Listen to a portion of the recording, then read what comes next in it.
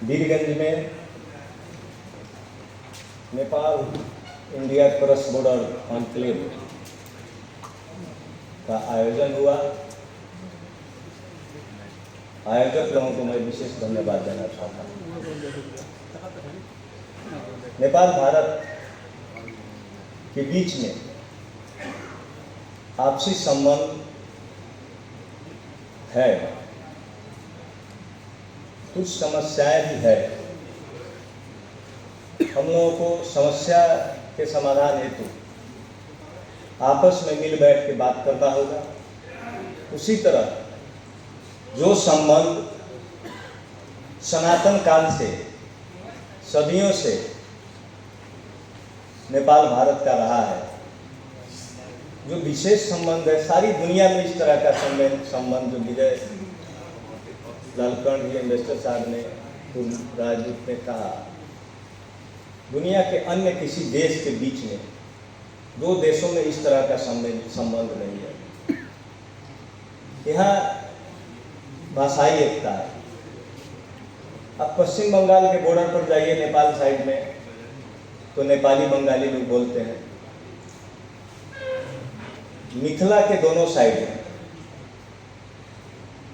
विराटनगर से लेकर सरलाही तक, मुजफ्फरपुर, सीतामढ़ी, दरभंगा, लोग मैथिली बोलते हैं। उसी तरह रक्सौल बॉर्डर के अगल बगल आरा, बलिया, छपरा, बनारस तक और नेपाल में बीरगंज लगाए भैरवा, बिटवल तक लोग भोजपुरी बोलते हैं।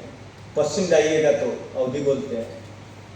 और ये 1800 किलोमीटर से ज़्यादा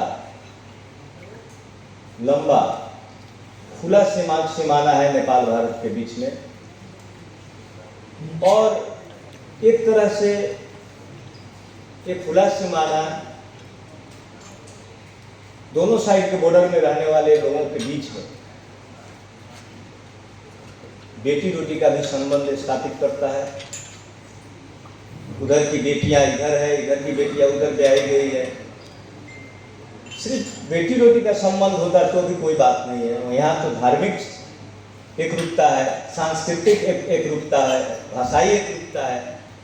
इसलिए ये जो संबंध है, दोनों देशों के सरकार से अलहदा संबंध है, इसको कोई तोड़ नहीं सकता है। जो संबंध सनातन काल में जनक नंदिनी का विवाह राजा राम से हुआ,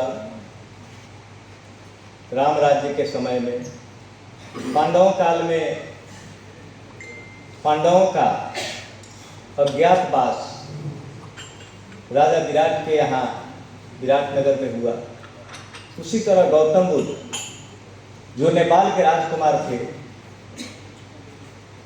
उनका जन्म नेपाल के कपिलवस्तु में हुआ, लेकिन उनको ज्ञान प्राप्त बोध गया में हुआ। और उनका निर्माण कुशीनगर में हुआ।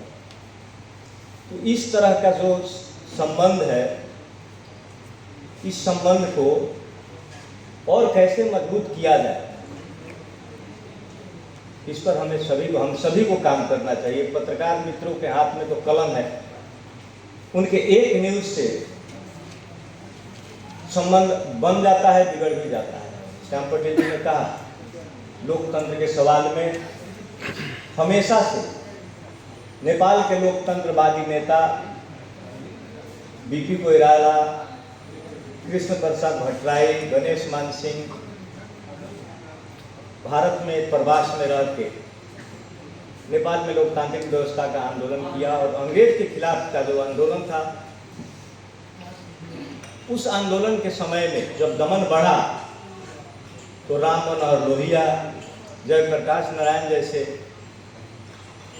सीनियर लीडर लोग नेपाल के सत्तरी में आके बहुत दिनों तक रहे।